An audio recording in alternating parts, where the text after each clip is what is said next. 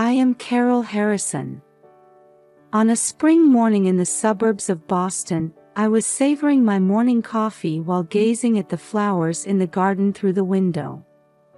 Even at 62, the morning silence remains my daily source of energy. Grandma, can we go to the park today? Suddenly, my grandson Aiden came running down the stairs. His blue eyes were shining with excitement.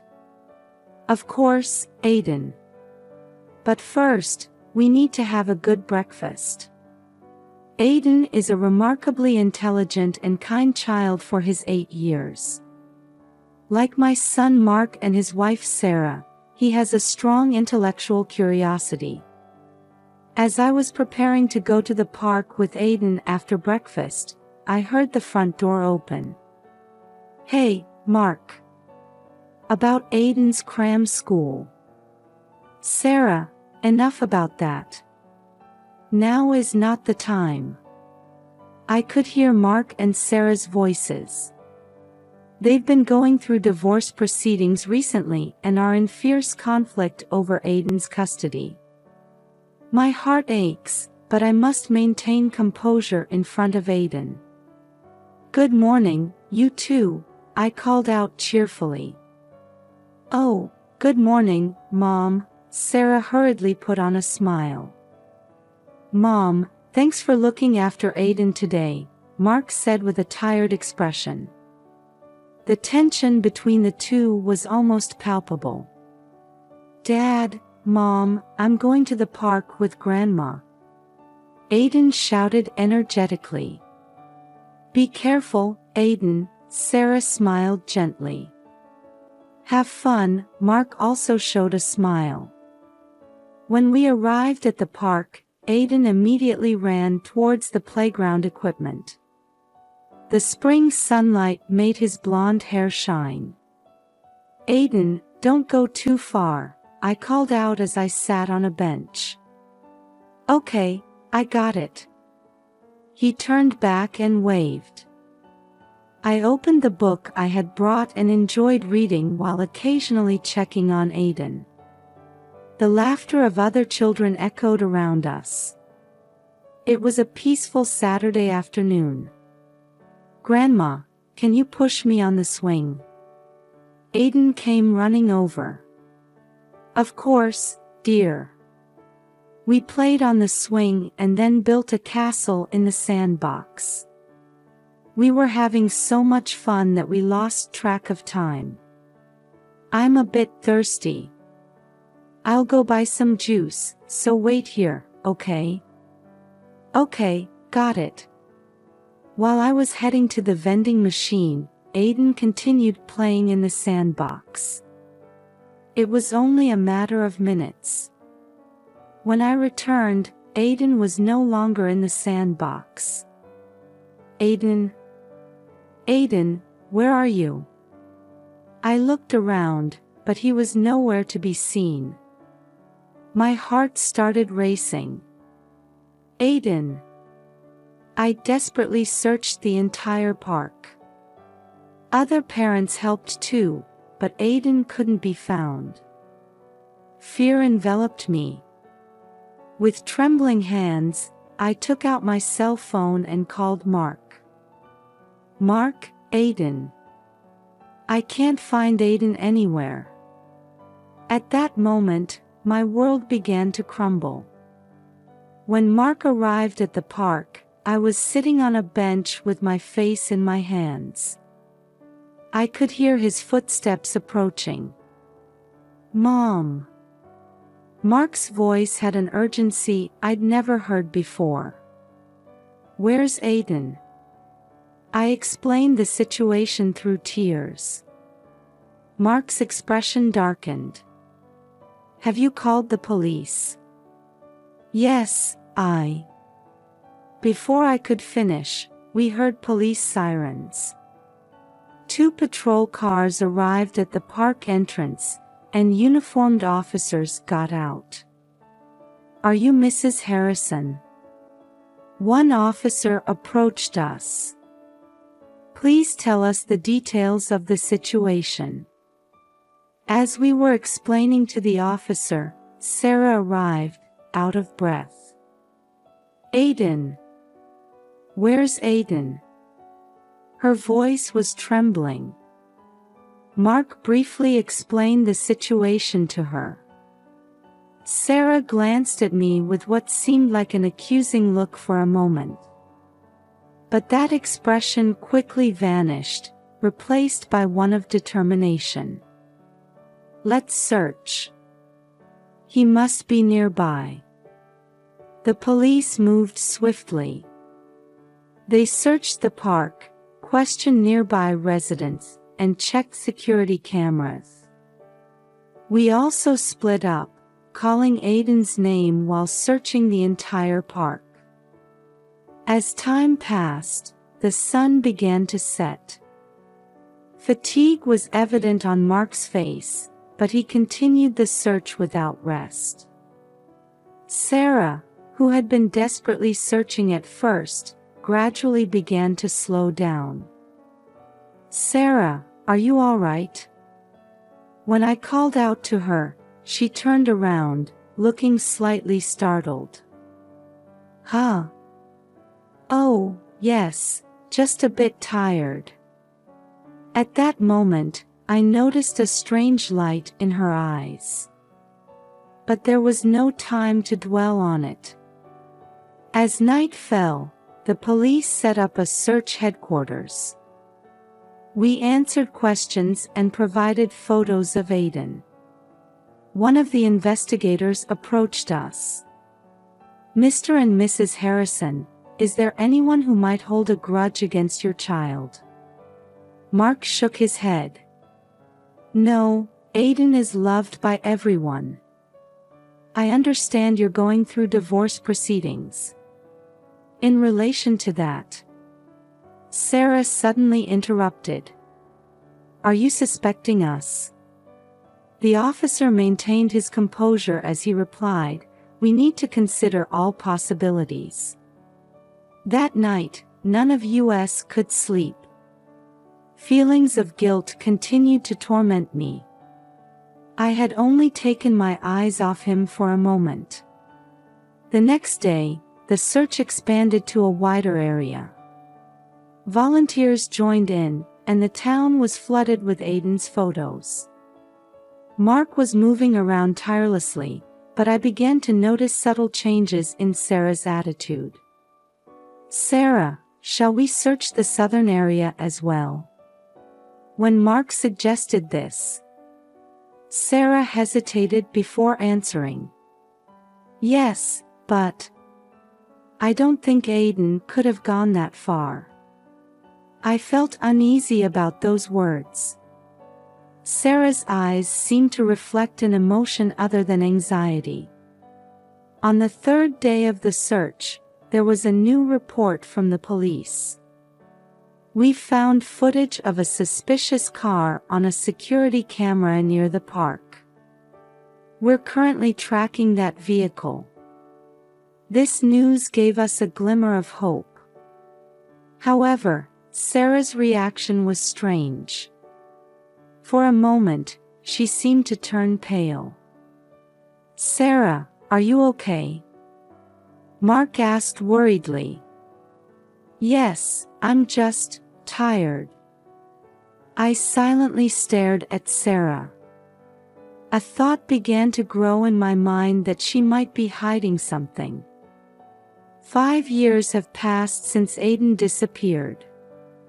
Time has mercilessly moved on, seasons have changed, and our lives have slowly but surely transformed.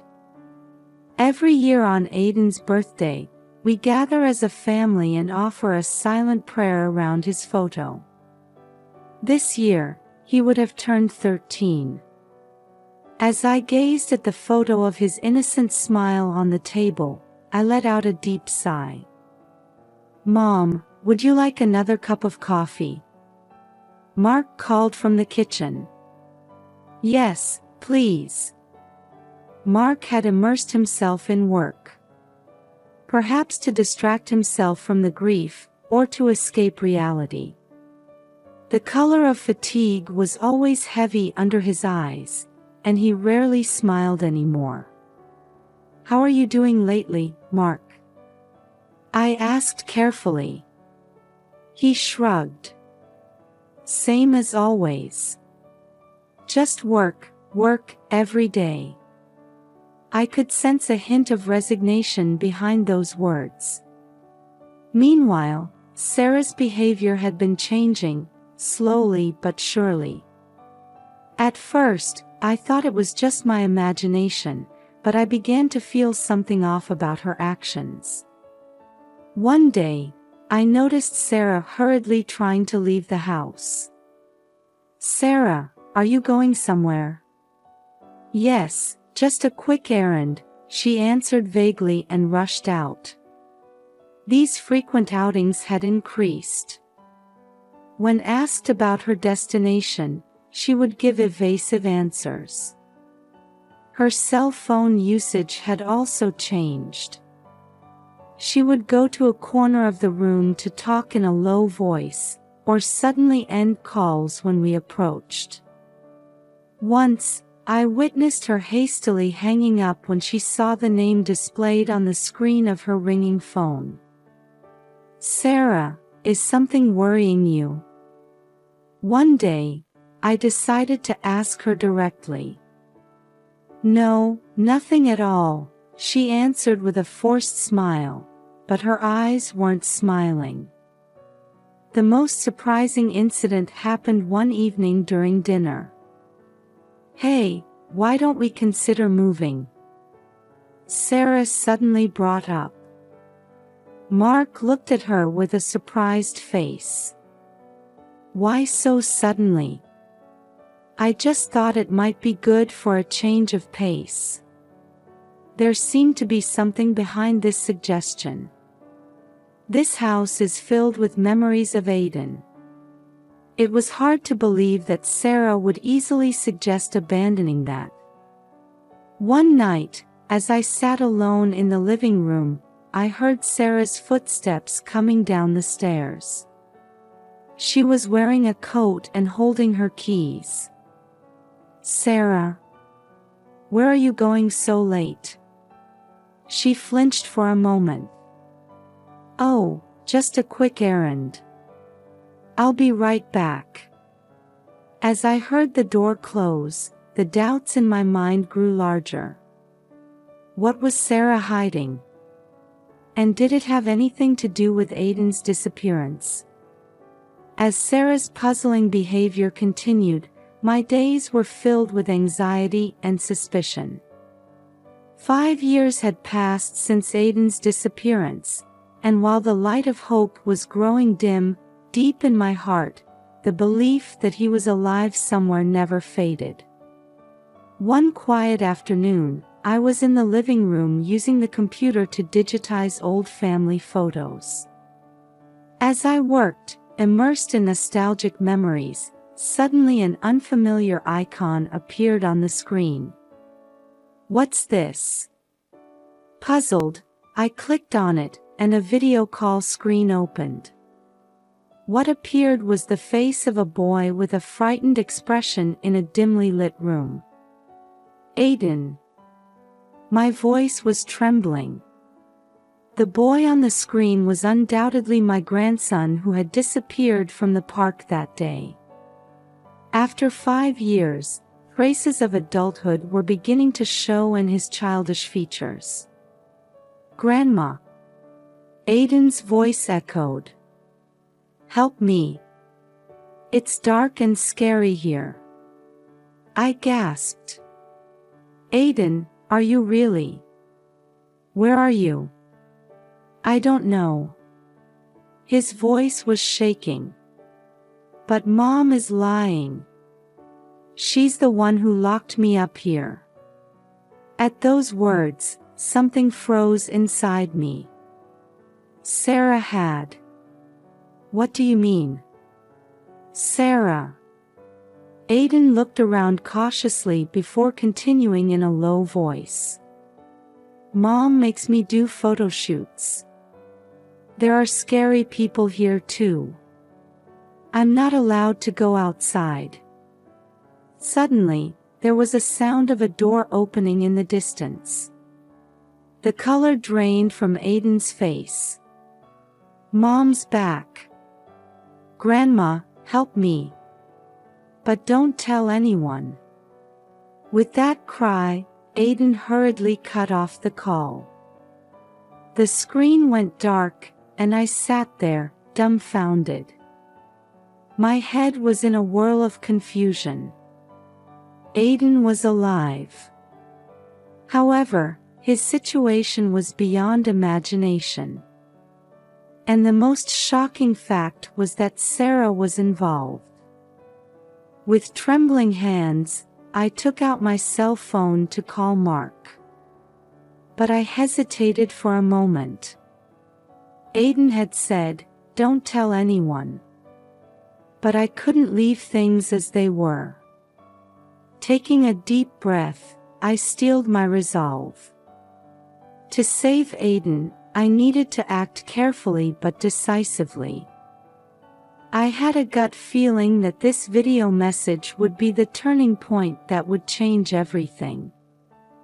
After receiving the shocking video message from Aiden, my heart was in turmoil. However, I knew I had to regain my composure. To save Aiden, we needed to act carefully. The next morning, I contacted John Brown, a longtime friend and retired police officer. I knew he would understand this difficult situation and give appropriate advice. "Carol, it's been a while. What's the matter?" John's voice on the phone mixed nostalgia with concern.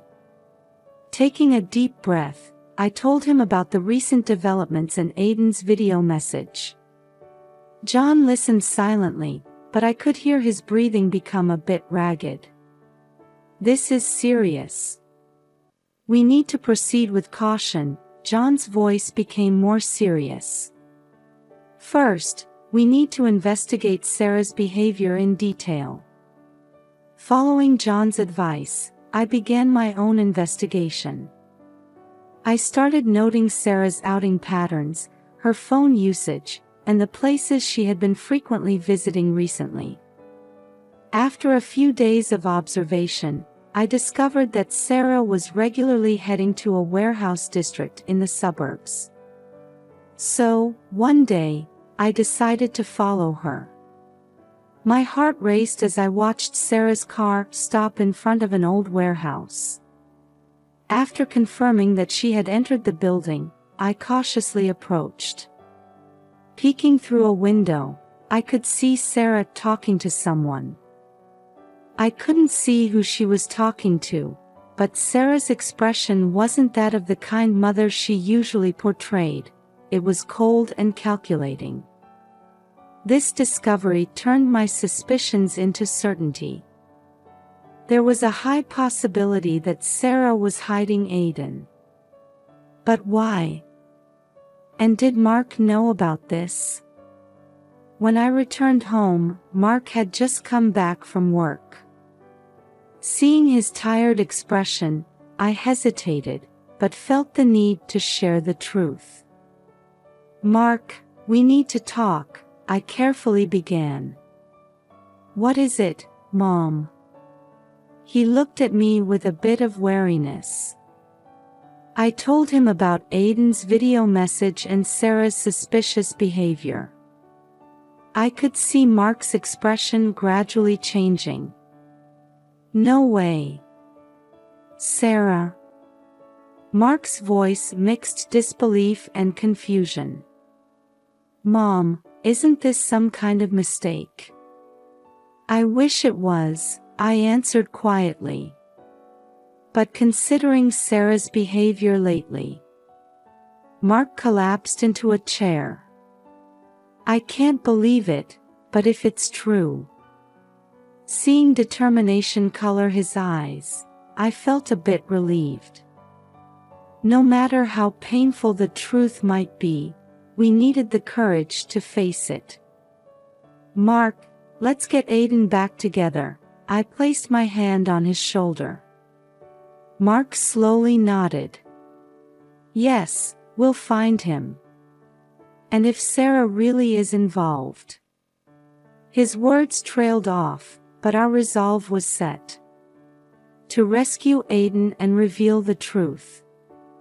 That became our mission from that moment on. As Mark and I continued our joint investigation, shocking facts came to light one after another. With John's help, we dug into Sarah's past and discovered that she had been struggling with mental health issues for years. The stress from the divorce proceedings seemed to have triggered a rapid deterioration in her condition. Sarah had been diagnosed with bipolar disorder, Mark said with a shaking voice. But she refused treatment.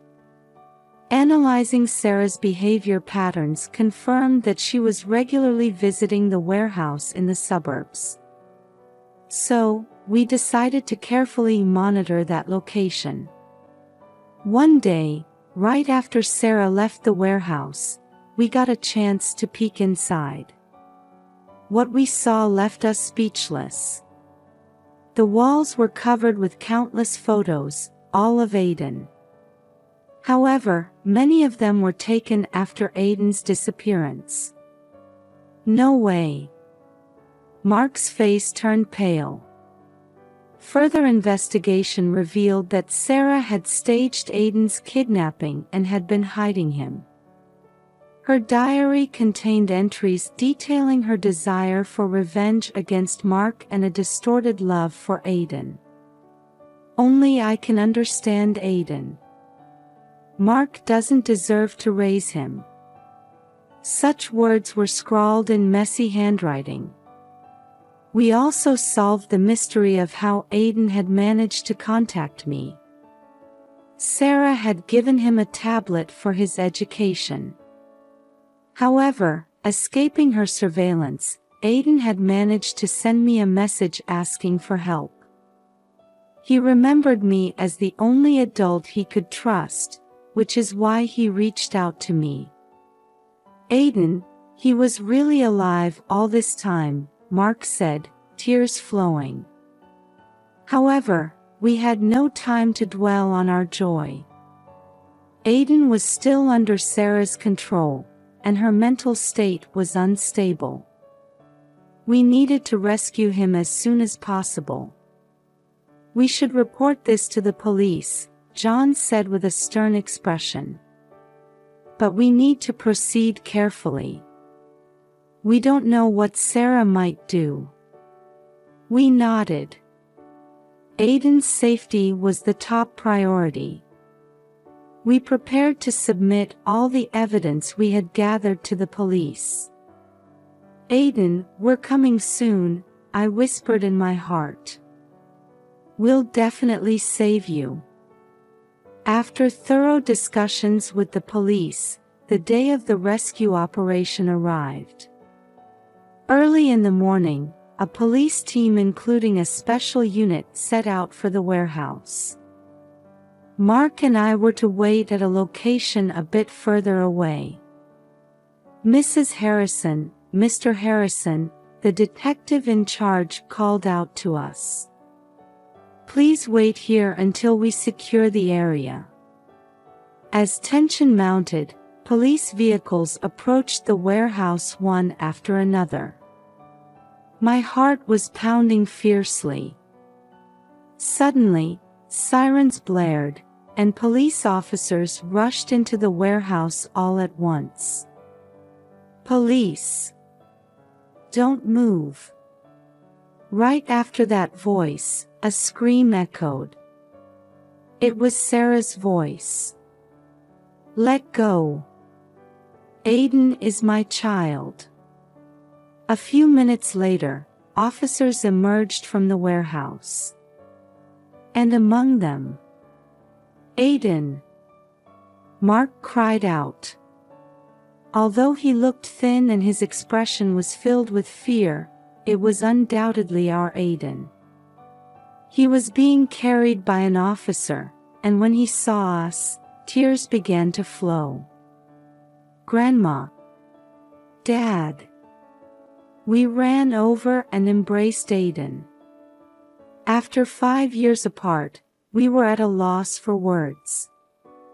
Behind us, we could see Sarah being taken away by the police. Her eyes were vacant, as if she didn't understand the reality of the situation. Sarah will undergo a psychiatric evaluation, the detective explained.